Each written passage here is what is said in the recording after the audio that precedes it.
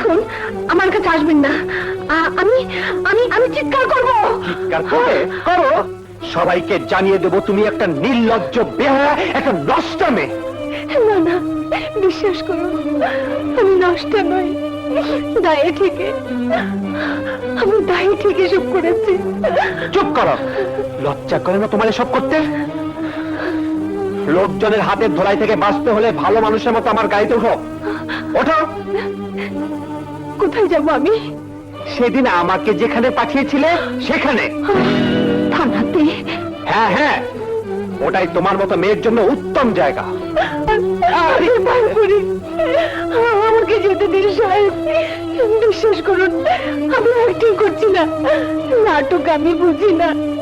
আমার আমার কথা বিশ্বাস না হলে চলুন আমার সাথে হাসপাতালে। সেখানে আমার বাবা মৃত্যুর সাথে লড়াই করছে। নিজের চোখে দেখলে বুঝবেন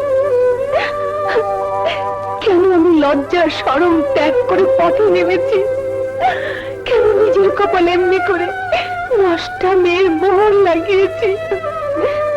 শত শত মানুষের সামনে আজ আমি নাচ গান করেছি,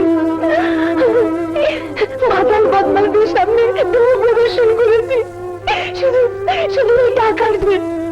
এই টাকা দিয়ে ওষুধের রক্ত কিনতে না পারলে আমার বাবাজি মরে যাবে সাহেব, আমার বাবাজি মরে যাবে।